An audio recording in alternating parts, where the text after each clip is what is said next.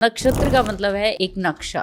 नक्षत्र बेसिकली क्या होते हैं? 27 होते हैं, 12 राशियां होती हैं, हमारे 9 ग्रह होते हैं। अब 27 नक्षत्रों के आगे 4 जो है वो चरण होते हैं या पद होते हैं। अब ये जो पद है कि नवतारा में सबसे इंपॉर्टेंट चीज, बहुत सारे लोग, मैं यही क्लियर कर दूं कि चंद्रमा का देखें, सूर्य का देखें या फिर हम लगन का नक्षत्र देखें। तो मैं ये कहूंगी कि जब आप नवतारा साइकिल बना रहे हो, अपना चक्र बना रहे हो, अगर आपको हेल्थ के पॉइंट से देखना है, फिजिक के पॉइंट से देखना है, तो आप लगन नक्षत्र को, आपकी दशा इस समय बुध की चल रही है, उस नक्षत्र लॉर्ड की प्लेसमेंट अगर 1, 3, 5, 7 का है तो ये दशा, लेकिन अगर यही आपका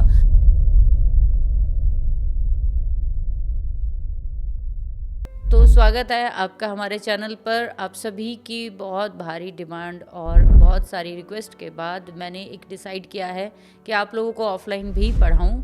तो पिछले काफ़ी सालों से जो मैंने सीखा है, जो भी आप लोगों के लिए पढ़ा है और अपने लिए भी पढ़ा है, तो वो सभी आपको स्टेप बाय स्टेप सिखाने की कोशिश करूंगी। आप लोग जो भी ऑफलाइन प्रेडिक्टिव एस्ट्रोलॉजी, नवतारा या नक्षत्र के किसी भी कोर्स में इंटरेस्टेड है सीखने में, तो प्लीज़ नीचे डिस्क्रिप्शन में जो हमने लिंक एंड नंबर दिए हैं उस पर कॉन्टैक्ट ज़रूर करें। आपके जीवन में बदलाव लाने की हमेशा मैंने कोशिश की है और रियल एक्चुअल नॉलेज आपको देने की कोशिश की है। और मैं सिर्फ किताबी बात नहीं करती हूँ, हमेशा ऑब्जर्वेशन पे बात करती हूँ, वही आपको सिखाने वाली हूँ। तो आप लोग अगर इंटरेस्टेड है तो प्लीज़ जल्दी से जल्दी कॉन्टैक्ट करें। Thank you very much. Hello Rajni ma'am, कैसे हैं आप? बहुत अच्छे, आप बताइए आप कैसे हो? मैं भी बहुत अच्छी हूँ। तो मैम, जैसे हम ऑफ कैमरा भी बात कर रहे थे कि आज का जो हमारा टॉपिक है वो नवतारा साइकिल के ऊपर है, लेकिन नवतारा साइकिल को समझने से पहले आई थिंक नक्षत्र के बारे में प्रॉपर नॉलेज होना वो ज़्यादा ज़रूरी है। तो क्योंकि मुझे तो नहीं पता, मैं तो आपसे ही सीखूंगी आज कि नक्षत्र क्या होते हैं और नवतारा साइकिल फिर क्या होती है, आगे वो किस तरीके से काम करती है। तो नक्षत्र क्या होते हैं, पहले वो समझाएं। पहली बात तो ये कि आपने इतना बड़ा क्वेश्चन पूछ लिया है कि इसकी डिटेल में ही मेरा एक पॉडकास्ट चला जाना है। तो मैं बहुत शॉर्ट में आपको बताती हूँ कि नक्षत्र होता क्या है। हाँ, नक्षत्र का मतलब है एक मैप, एक नक्शा, या वो चीज़ जो कि कभी, जिसका क्षय नहीं हो सकता, जिसका कभी खात्मा नहीं हो सकता, वो चीज़। नक्षत्र बेसिकली क्या होते हैं? 27 होते हैं, 12 राशियाँ होती हैं, 12 राशियों में हर एक हमारे 9 ग्रह होते हैं। यही हमारा ज्योतिष का प्रथम नियम है ना? 12 राशियां, 9 ग्रह और 27 नक्षत्र। हाँ। ये अगर हमारे पास मान लीजिए कि 12 राशियां हैं तो 12 राशियों में एक एक ग्रह को 2-2 राशियां अलॉट की गई हैं। अच्छा, ग्रहों से इसको आसानी से समझ लो। ठीक है कि 9 ग्रह हैं, 9 ग्रहों को आप एक 3-3 नक्षत्रों का ग्रुप अलॉट किया गया है। ठीक है। आप किस राशि में पैदा हुए हैं उस राशि का लॉर्ड, जैसे गुरु की राशियां हैं 2, धनु और मीन राशि। ठीक है। तो धनु राशि को भी 3 अलॉट किए गए हैं और मीन राशि को भी 3 अलॉट किए गए हैं। अलग अलग होते हैं मैम ये? अलग अलग होते हैं। 27 नक्षत्र होते हैं। अब 27 नक्षत्रों के आगे 4 जो है वो चरण होते हैं या पद होते हैं। ठीक है। अब ये जो पद है और 27 नक्षत्र है, अगर 27 को आप मल्टीप्लाई करोगे 4 के साथ, जो कि 4 पद होते हैं, तो 108 बनते हैं। इसीलिए अंजलि, आपने देखा होगा जो हमारा मंत्र जाप होता है 108 की गिनती का होता है। अच्छा, जो माला जप करते हैं? हाँ जी, जब आप मंत्र माला, एक माला कर लेते हो तो आपका ना 27 नक्षत्र और 4 चरण, यानी कि आपका 108 का पद, पूरे 27 नक्षत्र कवर हो गए। अगर आपका कोई भी नक्षत्र बुरा है, खराब है या मेलेफिक हो रहा है उसका लॉर्ड, तो आप ये चैंटिंग से उसको ठीक कर सकते हैं। इसीलिए ये इतनी इम्पॉर्टेंट चीज़ है कि हर दुनिया में हर चीज़ का जो पूरा का पूरा अगर इलाज देखा जाए तो वो नक्षत्रों के थ्रू ही हो सकता है।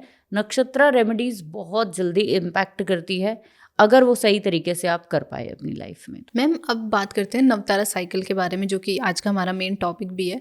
तो नवतारा साइकिल होता क्या है और इसे किस तरीके से समझ सकते हैं? देखो, जैसे हमने अभी बात की कि 27 नक्षत्र हैं, तो 27 नक्षत्रों को आप 3 कैटेगरीज में बांटेंगे, फर्स्ट, सेकंड एंड थर्ड। ठीक है, फर्स्ट कैटेगरी 9 नक्षत्रों की, सेकंड कैटेगरी 9 से 18 की, फिर उसके बाद अपनी तीसरी 18 से 27। ठीक है, 27 की। अब आपके पास ये 9 जो कैटेगरीज आई हैं, आपका जो जन्म का समय, जन्म के समय से लेकर चंद्रमा आपके जिस डिग्री पर होता है, चंद्रमा आपके पर्टिकुलर, जब कॉस्मिक आपकी जो अलाइनमेंट थी, जब आप पैदा हुए, कॉस्मिक अलाइनमेंट क्या थी कि आपके डिग्री के अनुसार सूर्य, चंद्रमा, 9 के 9 ग्रह जो है वो उस समय किस अलाइनमेंट पे थे, किस एंगल पे थे, और आपके उत्तरी थे या दक्षिणी थे, आपके किस जो पर्टिकुलर एरिया में थे उस समय सौर मंडल के, और वो एक पूरा इंसाइट आपका जो है वो कैच हो जाता है परमानेंट जब आप पैदा होते हो। तो नक्षत्र बेसिकली आपका हमेशा काउंट होता है चंद्रमा से। तो चंद्रमा की डिग्री के अनुसार आपका जो भी उस डिग्री पे एक पर्टिकुलर नक्षत्र है 27 में से, वही आपका जन्म नक्षत्र कहलाएगा। वेस्टर्न एस्ट्रोलॉजी में सन साइन को इम्पोर्टेंस दी जाती है, लेकिन हम लोग अपने इंडिया में, अपने भारत में जो है वो चंद्रमा के नक्षत्र को सबसे ज़्यादा मानते हैं, क्योंकि हमारा ये मानना है कि मन से बड़ी कोई चीज़ नहीं है। बिल्कुल। ऋषि मुनियों ने मन को बहुत ज़्यादा, माँ को ज़्यादा इम्पोर्टेंस दी है। तो इसीलिए आप देखोगे कि वेस्टर्न कल्चर जो है वो अथॉरिटी में ज़्यादा विश्वास करता है, क्योंकि सन साइन को बिलीव करते हैं। हम लोग इमोशंस को ज़्यादा जो है वो कवर करते हैं, उसको इम्पोर्टेंस देते हैं कि हमारी लाइफ में घर, परिवार, इमोशन, रिश्ते बहुत ज़्यादा इम्पोर्टेंट है। ये शुरू से ही ऋषि मुनियों के द्वारा ये चीज़ परंपरा चली आ रही है। ठीक है। अच्छा। तो नवतारा बेसिकली क्या है? नव का मतलब है 9, 9 ग्रहों का जो है एक संगम। ठीक है, एक पूरा ग्रुप। उसके बाद सेकंड चीज़ ये होती है कि नवतारा में सबसे इंपॉर्टेंट चीज़, बहुत सारे लोग, मैं यहीं क्लियर कर दूं कि चंद्रमा का देखें, सूर्य का देखें, या फिर हम लगन का नक्षत्र देखें। तो मैं ये कहूँगी कि जब आप नवतारा साइकिल बना रहे हो, अपना चक्र बना रहे हो, अगर आपको हेल्थ के पॉइंट से देखना है, फिजिक के पॉइंट से देखना है, तो आप लगन नक्षत्र को कंसिडर करिए। आपका जो लगन नक्षत्र है उसके अकॉर्डिंग 999 का ग्रुप बनाइए। तो आपको आगे जो हम बात करने वाले हैं उससे आपको पता चल जाएगा कौन सा नक्षत्र बैड है, राइट। दूसरी चीज़, अगर आपको जीवन में मन को देखना है, ओवरऑल व्यू देखना है अपनी लाइफ का, कि मेरे पूरी ज़िंदगी में मेरे साथ कौन रहेगा, मेरे साथ कौन चलेगा, मैं किसके साथ चलूँगी, मैं किसके साथ कंफर्ट हूँ, मेरे बच्चे मेरे साथ, मैं उनके साथ कैसा व्यवहार करूँगी, इवन ओवरऑल आपकी लाइफ को चंद्रमा ही देगा। तो सबसे पहले चंद्रमा के नक्षत्र को पहचानिए। जैसे किसी का मान लीजिए कि विशाखा नक्षत्र है, तो विशाखा नक्षत्र चंद्रमा का अगर उनका बन के आया है, तो इन लोगों का जो है वो क्या होगा? तुला राशि होगी। ठीक है, तो तुला राशि में विशाखा आते हैं। तो जब आप विशाखा से अपना पहला जन्म नक्षत्र लिख लोगे, विशाखा के बाद नेक्स्ट 9 नक्षत्र आपको लिख लेने हैं इसी तरीके से। उसके बाद 3 ग्रुप बना लेने, दैट्स ओके। बस इतना ही सिंपल काम है। अब यहीं से आपकी लाइफ के सारे ट्रॉमा, आपकी लाइफ के सारे सुख दुख जो है वो आप जान सकते हो कि किस तरह के लोग जो है, किस तरह की आपकी मानसिक स्थिति पूरी ज़िंदगी जो है वो रहने वाली है। बहुत सारे अंजलि अभी लोगों ने मुझे पिछले 1 साल में, मैंने जब से नवतारा पे बात करनी शुरू की है बहुत डिटेल में, क्योंकि मैं इस पे बहुत काम कर रही हूँ। अच्छा। मैंने देखा कि ये बहुत कामयाब सब्जेक्ट है। इवन प्रिडिक्टिव एस्ट्रोलॉजी का एक मेजर जो है वो चीज़ है। जैसे मैं ऑफलाइन भी इसको बहुत ज़्यादा गंभीरता से पढ़ाना चाहती हूँ, इसीलिए हम लोग ऑफलाइन भी शुरू करने जा रहे हैं, ताकि जो हम लोग एनर्जी सामने बैठकर पढ़ा पाते हैं, चीज़ें सीख पाते हैं, वो हम शायद ऑनलाइन में कहीं मिस कर जाते हैं। बिल्कुल। ठीक है, हम लोग पूरी ज़िंदगी क्या करते हैं, चंद्रमा ना आपका अफ्लिक्टेड है, हाँ। तो चंद्रमा राहु के साथ है, तो आप ना ऐसा करो कि राहु की रेमेडी कर लो या फिर चंद्रमा को मजबूत करो। लेकिन कोई इस बात पे नहीं जाता कि चंद्रमा जो है वो असल में किसी और के अकॉर्डिंग काम कर रहा है। चंद्रमा अपने अकॉर्डिंग काम कर ही नहीं रहा, वो तो एक सोर्स बना हुआ है, और वो सिर्फ आपकी प्रॉब्लम का आपको एक ऊपर का ओवरव्यू दे रहा है। अच्छा। लेकिन उस प्रॉब्लम का सल्यूशन या उसकी प्रॉब्लम की जड़ जो है वो चंद्रमा का नक्षत्र बताएगा, या किसी भी प्लैनेट का नक्षत्र बताएगा कि असल में उस प्लैनेट की बीमारी क्या है। तो अगर आप उस चीज़ को समझ गए तो मुझे नहीं लगता लाइफ में कोई ट्रॉमा आपको हो सकता है। अब इसके बाद नवतारा चक्र बनाने के लिए आपको मेजर 3 चीज़ें देखनी चाहिए। एक तो आपने 27 नक्षत्रों के अपने जन्म तारा के अकॉर्डिंग, जन्म नक्षत्र के अकॉर्डिंग 3 साइकिल बनाने। उसके बाद आपने उसमें काउंट करते चले जाना है कि जो जन्म नक्षत्र है उसकी क्या इंपॉर्टेंस है। मैंने जैसे आपको ऑफ कैमरा भी बताया कि अगर मैं चाहूँ इस पर 10 पॉडकास्ट बना दूँ, क्योंकि ये मेरा इतना फेवरेट सब्जेक्ट है। और लोग मुझे क्या कहते हैं कि ये ना इतना कामयाब नहीं है। मैं कहती हूँ इससे बड़ी कोई कामयाब चीज़ ही नहीं है। आप प्रेडिक्शन के पीछे भाग रहे हो, आप इतने सारे थंब रूल लगा रहे हो, फिर भी आप प्रेडिक्ट नहीं कर पाए। लेकिन अगर आप किसी ज़िंदगी में अगर किसी की अलाइन करनी है, उसको आपने एक पर्टिकुलर एक जो परफॉर्मेंस उसकी बना के देनी है किसी व्यक्ति की, तो आप नवतारा से बहुत आसानी से, बहुत जल्दी और विद इन 5 मिनट बना के दे सकते हो कि भाई ये सीन रहेगा लाइफ में, ये आपको यहाँ से निकलना ही पड़ेगा, आप इसके अलावा कुछ नहीं कर सकते। जन्म नक्षत्र क्या होता है कि वो जहाँ पे आप किसी को छोड़ के आए हो और आपने नया कुछ पकड़ाया आके, तो जब हम पीछे किसी को, जैसे कि मैंने बहुत साल पहले भी ये चीज़ बोली है और हमेशा अपने ऊपर भी ऑब्जर्व करिए कि जन्म नक्षत्र आपके करियर में बहुत बड़ा रोल प्ले करता है। हाँ बिल्कुल, करियर में इसलिए करता है क्योंकि आप जब जन्म लेते हो तो कुछ मेमोरीज आप पास्ट की लेकर आ रहे हो। जन्म ऐसी थोड़ी हो गया कि छलांग मार के आसमान से नीचे गिर गए, ऐसा तो नहीं है। वो जो मेमोरीज हैं वो सिर्फ रिश्तों की नहीं है, सिर्फ पढ़ाई की नहीं है, सिर्फ गुस्से की नहीं है, सिर्फ और नहीं है, उसमें मेमोरी में आपकी स्किल भी है। अच्छा, वो जन्म नक्षत्र आपको बताएगा कि आपकी स्किल क्या है। अगर बुध है, बोलने की स्किल है। चंद्रमा है तो आप साइकोलॉजिस्ट बहुत अच्छे हो, लोगों की मन की बात चुटकियों में पढ़ लेते हो। फिर आप सूर्य हो, अथॉरिटी शुरू से आपके अंदर, आपको कुछ नहीं चाहिए, अथॉरिटी चाहिए। तो आप किस पर्टिकुलर नक्षत्र में पैदा हुए, उसके पर्टिकुलर जो नेचर है, प्लैनेट नहीं देखना है यहाँ पे, मैं बार बार बोल रही हूँ, 27 नक्षत्रों की डिस्क्रिप्शन लेनी है आपने, उनके स्वभाव लेने हैं, प्लैनेट को कंसीडर नहीं करना है। चंद्रमा को सिर्फ सोर्स लेना है, उसकी डिग्री लेनी है, दैट्स ओके, चंद्रमा का काम खत्म है। उसके बाद में नक्षत्र, आपने नक्षत्र को पकड़िए, आप उसके बारे में पूरी की पूरी वेरिफिकेशन करिए, गूगल पे सब अवेलेबल है, इतनी सारी बुक्स अवेलेबल है नक्षत्रों के ऊपर फ्री ऑफ कॉस्ट, आप उसमें पढ़िए अपने नक्षत्र के बारे में। वो जन्म नक्षत्र ही आपके सारे सोल्यूशन का स्टार्टिंग पॉइंट है। पहला जब बच्चा चलना शुरू होता है, पहला स्टेप मुश्किल है, तो आपके जीवन में भी ये जन्म नक्षत्र सबसे डिफिकल्ट पॉइंट है। ये वो डिफिकल्ट पॉइंट है जहां पिछली कुछ चीजों को आप ग्रैब करके आए हो, छोड़ना नहीं चाह रहे, यहाँ नई आ गई है, कंफ्यूजन है, पुराना करूं नया करूं। हाँ, ये कैसे डिफरेंशिएट हो सकता है फिर मैम, कैसे पहचाने कोई इंसान? सिंपल सी बात है, आपको दोनों को बैलेंस करके चलना है ना। अगर हमें अंजलि वो चीज करनी आसान है ना जो मेरे पास ऑलरेडी है। अगर आज आपके पास BMW है तो आपके पास वो चलानी आसान है ना, बजाय कि आप डिफेंडर खरीदो आज। बिल्कुल, ये तो आप कहोगे ना कि मेरे पास तो यार BMW की मास्टरी है, तो मैं तो ये कर सकती हूँ। इसलिए मैं बोलती हूँ कि आप उस नक्षत्र की जो करियर हैं, उसके जो भी प्रोफेशंस हैं, उसको ऐड करिए। उसका रीज़न क्या है कि जब आप कर्म करेंगे, जो कर्म के लिए हम 10वां भाव लेते हैं, शनि को लेते हैं कर्म के लिए, अब आप जन्म नक्षत्र को भी ऐड करिए। जब आप इसको लेंगे तो अगला जो नक्षत्र आता है, जिसको हम संपत्ति तारा कहते हैं, यहीं से होते हुए आप संपत्ति की तरफ कहते हैं, इसीलिए उसको संपत्ति बोला जाता है। संपत्ति भी लोगों, इस यहाँ पे भी बहुत सारे पंगे हैं लोगों के कि संपत्ति का मतलब सिर्फ पैसा ही है।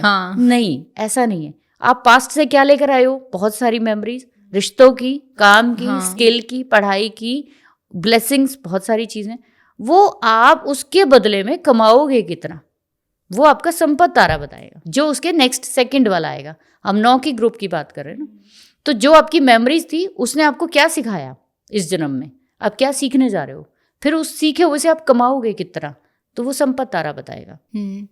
तो सेकंड नक्षत्र जो आपका आएगा वो आपका संपत्ति तारा आ जाएगा, ठीक है, जो आपको पैसे का बताएगा। तीसरा तारा उसके बाद, जब आप संपत्ति कमाने के लिए, पैसा कमाने के लिए, रिश्ता जो है वो मेंटेन करने के लिए आ गए, क्योंकि हमारे रिश्ते भी तो पैसा है ना, एक तरह का, एक तरह का हमारी एसेट है ना।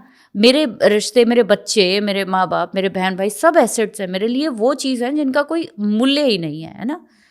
हम यहाँ पे जब उनके साथ निभाते हैं, जब उनके साथ बैलेंस बनाने की कोशिश करते हैं, तो लाइफ में बहुत सारे चैलेंजेस आते हैं। दैट इज थर्ड तारा, विपत्ति तारा। विपत्ति जो नाम से प्रतीत हो रहा है, तो यानी कि हमें कितनी बैलेंस बनाने में तकलीफ होती है, पैसा कमाने में कितनी तकलीफ होती है, बहन भाइयों से शुरू से कॉन्फ्लिक्ट है, बच्चों के साथ शुरू से ही जनरेशन गैप है। बिल्कुल। तो ये विपत्ति थर्ड तारा आपको इन सब से लड़ना सिखाएगा।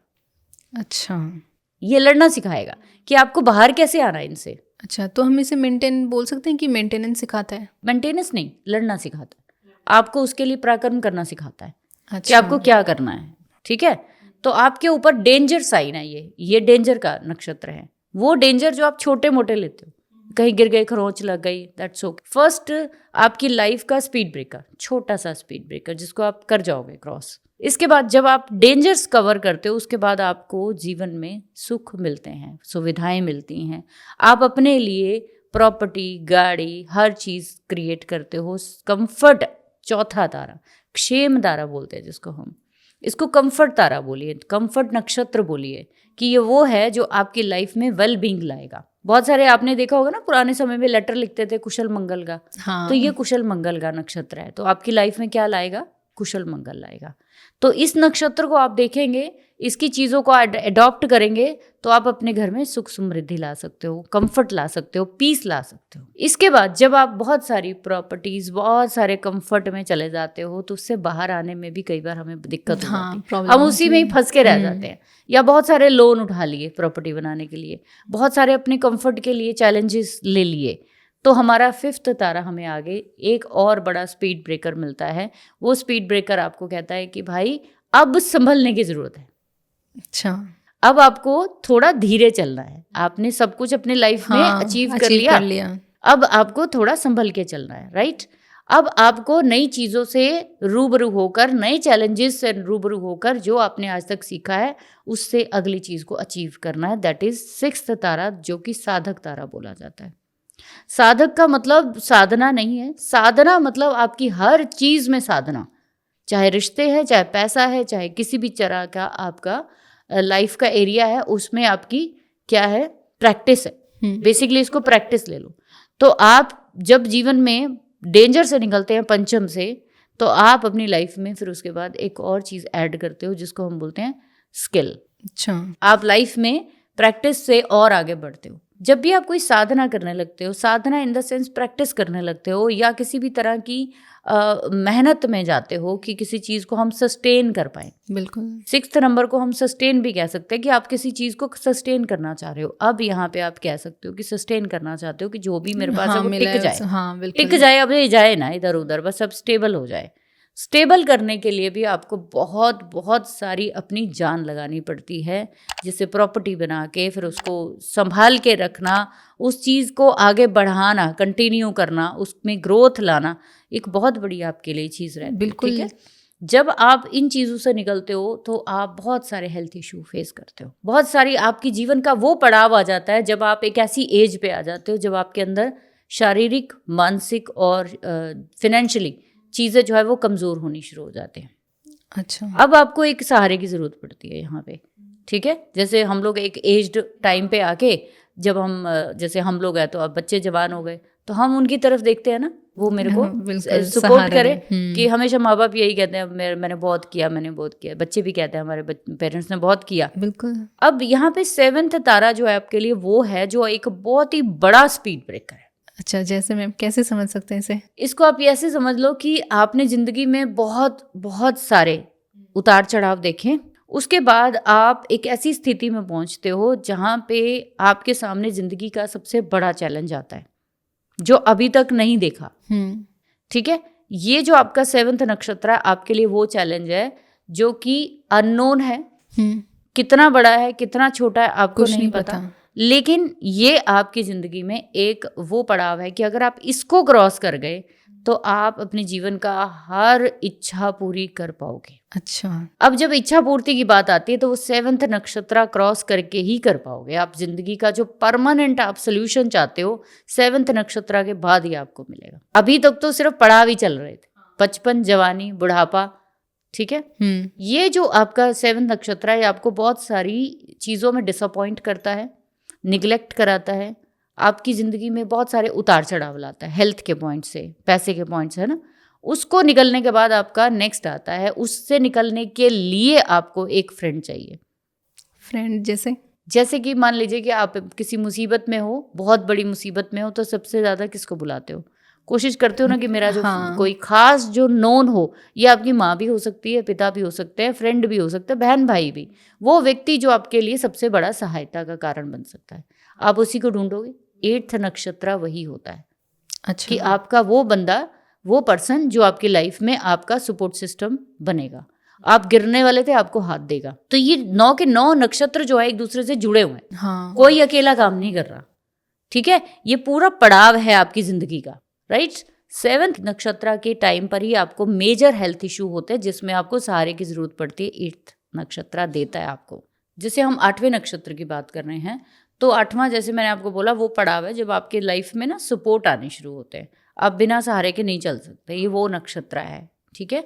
9वां उससे भी इम्पोर्टेंट है कि अब ये वो नक्षत्र है 9वां जो है, जो आपकी अंतिम पड़ाव के बारे में बताता है जिंदगी में, ठीक है, आपके पास्ट के बारे में भी बताता है। जैसे मैंने जन्म नक्षत्र के बारे में बताया कि वो आपके पास्ट का है, तो जस्ट आपके पास्ट से पहले कौन सा नक्षत्र था, यही था 9वां नक्षत्र, पहला और 9वां। अब आपका एक गोल पूरा बन गया, हाँ, ठीक है। तो आपके पास पहले नक्षत्र में जो भी मेमोरीज है वो किसकी है, 9वें नक्षत्र की। इसका मतलब आपके करियर में, आपकी जिंदगी में सबसे ज्यादा बड़ा इंपॉर्टेंट रोल कौन प्ले करेगा, पहले को और 9वें का। इनका कॉम्बिनेशन अगर आपने क्रिएट कर दिया लाइफ में, तो ऐसी कोई चीज़ है ही नहीं जो आपको ना मिले। मैम इन नक्षत्रों के कोई ना कोई लॉर्ड भी होंगे, अब जैसे हम बात कर रहे थे, तो इन लॉर्ड की जो प्लेसमेंट होती है वो किस तरीके से काम करती है फिर? बिल्कुल, ये बहुत इंपॉर्टेंट है, इसी पे फंस जाते हैं लोग आके। हाँ, तो अच्छा। हर नक्षत्र का कोई ना कोई लॉर्ड है ना, एक स्वामी है उनका। आपने इनकी प्लेसमेंट देखनी है अपने चार्ट में, जैसे जन्म नक्षत्र की बात कर रहे हैं, या 9वां नक्षत्र जो है वो, जैसे मैंने बोला पास्ट लाइफ की सारी मेमोरी जो आप लेकर आए हो वो 9वां नक्षत्र ही है असल में। तो आपकी मान लीजिए कि 9वां नक्षत्र है आपका, मान लीजिए वो राहु देव ही है, अच्छा, ठीक है, वो आपके 8th में बैठे हैं, तो आपको ना हमेशा एक डेंजर में डाल के रखेंगे। होने को तो ये प्लैनेट क्या है, ये अष्टम के भाव को हम बुरा भाव कहते हैं कि ये रंध्र भाव है, ये कष्ट का भाव है, लेकिन ये ट्रांसफॉर्मेशन भी तो है ना, सीक्रेट भी तो है ना। इसका मतलब आपको जो सपोर्ट मिलेगी ना लाइफ में, जो आप पास्ट के साथ सारी चीजें जोड़ कर आए, वो अष्टम का ही है। तो आप अध्यात्म एक शुरू से ही आपके अंदर होगा। आप जितना ज़्यादा अपनी आपके पास जब भी कोई मुसीबत आएगी तो सीक्रेटिव फॉर्म में कोई ना कोई पर्सन ऐसा आएगा, आपको खुद ही नहीं पता होगा कि आपकी हेल्प करके कौन गया है। ऐसा बहुत बार होता है ना। हम लोग जब देखते हैं कि अष्टम के जब उपाय करने की बात करते हैं तो हम ये कहते हैं सीक्रेटिव कर दो। जैसे केतु बैठा है तो कंबल है, कंबल है ना, किसी सोए हुए पे डाल दो पर पता ना लगे कि तुमने डाली है। तो ये वो चीज़ है। तो आपको ऐसा नहीं है कि लोग क्या कहते हैं कि 6, 8, 12 में इनकी प्लेसमेंट हो गई तो खराब हो गई आपके 9वें नक्षत्र की। नहीं, ऐसा नहीं है, वो आपको हेल्प ही वहां से करेगा। अच्छा, सिंपल। तो छठे घर में है तो कोई ना कोई आपको ऐसा व्यक्ति जो है हिडन तौर पे हेल्प कर जाएगा। कोई ना कोई ऐसा व्यक्ति जो कि आपको लोन लेके ही, आपको हो सकता है कि लोन नहीं मिल रहा है, आपको कोई ऐसा व्यक्ति है जो आपको लोन दिला दे अचानक से। छठा भाव हम षड्रिपु का भाव कहते हैं ना? तो वहां पे हो सकता है ये आपके षड रिपु क्लियर करने में ये आपका 9वां नक्षत्र हेल्प कर दे। तो बुरा कुछ भी नहीं है, कोई भी ग्रह अच्छा या बुरा नहीं है, कोई भी भाव अच्छा या बुरा नहीं है। हर भाव पैसा दे सकता है, हर भाव आपको सुख दे सकता है, आपको लेना आना चाहिए, ठीक है। आपका कौन सा नक्षत्र या आपका कौन सा तारा 3, 5, 7 जो हम लोग चैलेंजिंग का गिनते हैं, मैं पहला भी काउंट करती हूँ, 1, 3, 5 और 7। अच्छा, ये 4 नक्षत्र जो है, तारे जो है, ये आपकी लाइफ में जहाँ भी बैठेंगे वहाँ से आपको ट्रांसफॉर्मेशन कराने की कोशिश करते हैं, आपको वहाँ पे लड़ना सिखाते हैं, आपको वहाँ डेंजर को फील कराते हैं। तो आप बहुत सारी नई चीज़ें सीखते हो ना फिर। तो ऐसा तो नहीं है कि हम बचपन में गिरे थे तो उठे ही नहीं। हाँ बिल्कुल, जो लड़ गया वो जीत गया। तो डर, कहते हैं ना डर के आगे जीत है। हाँ। तो ये वो तारे हैं जो आपको डर के आगे जीत सिखाएंगे। तो अच्छा या बुरा कुछ नहीं है, चैलेंजेस पसंद नहीं है, मुसीबतें पसंद नहीं है, इसलिए बुरे हैं। हाँ सही बात है, राइट। तो कई लोग चैलेंज को बहुत अच्छे तरीके से लेते हैं, एडवेंचर करते हैं, ट्रैकिंग कर रहे हैं, पहाड़ पे चढ़ रहे हैं, तो वो उनके लिए चैलेंज नहीं है, वो उनके लिए एक एडवेंचर है, खुशी है। तो वो उससे कोई उस पर जाके वो अपना नाम भी तो कमाते हैं फिर जाके, राइट। तो हमारे जितने भी हमारे आर्मी पुलिस जितने भी फायर फाइटर्स होते हैं, मुसीबत से ही तो लड़ते हैं। हाँ, तो क्या उनको पैसा नहीं मिलता? लेकिन वो उस मुसीबत से ही तो बाहर लाते हैं लोगों को। बिल्कुल। तो आपको भी अपना इन नक्षत्रों से घबराना नहीं चाहिए कि हाँ भाई ये 1, 3, 5, 7 के हैं तो हमें मुसीबत ही देंगे, बस वहाँ पे लड़के आपको जीतना है। जिन चक्रों की हम बात कर रहे थे, इनका यूज़ कहाँ पे होता है, जैसे अंतरदशाओं में या दशाओं में, किस तरीके से यूज़ होता है फिर? बहुत ही ज़्यादा इम्पोर्टेंट है। दशा जब भी कोई चलती है, ठीक है, मान लीजिए कि आपकी दशा इस समय बुध की चल रही है, ठीक है, आप बुध को एज पर सिर्फ आप सोर्स प्लैनेट लोगे, ठीक है। हाँ। बुध जहाँ कुंडली में बैठा होगा वहाँ सोर्स ऑफ दिस दशा दिखाएगा कि कहाँ से आपकी बुध की राशियाँ और बुध आपको जो चीज़ें हैं वो देने वाला है। लेकिन असल में उसकी स्टोरी जो है वो बुध का नक्षत्र लॉर्ड बताएगा, ठीक है, आपकी दशा बुध की चल रही है, अंतरदशा चल रही है, कोई भी दशा चल रही है, उसका नक्षत्र लॉर्ड उठाइए जो भी है, उस नक्षत्र लॉर्ड की प्लेसमेंट अगर वो नक्षत्र लॉर्ड आपका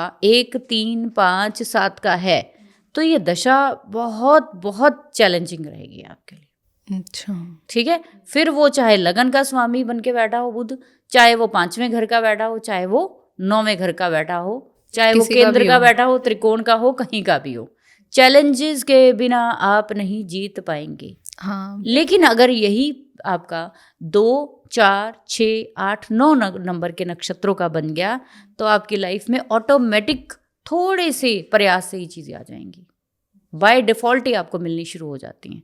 ठीक है, अब बहुत बारी यहाँ पे बहुत सारे लोग हैं जो मुझे क्वेश्चन करते रहते हैं मेरे को, इसीलिए मैं साथ के साथ कुछ चीज़ें डिटेल कर देती हूँ कि लोग क्या कहेंगे कि मैम 1 के साथ 3 का भी बैठा हुआ है, 5 का भी बैठा है, 7 का भी बैठा है, आप क्या करें? ठीक है, तो कोई बात नहीं, वहाँ पे कॉन्फ्लिक्ट है, कोई मिल भी रहा है, कोई छीन भी रहा है, तो वहाँ पे कॉन्फ्लिक्ट को दूर करिए। हमें तो चाहिए ना, हमें तो चाहिए। तो अगर आपको विपत्ति के साथ मिल रहा है तो कोई चैलेंज आप फेस करिए।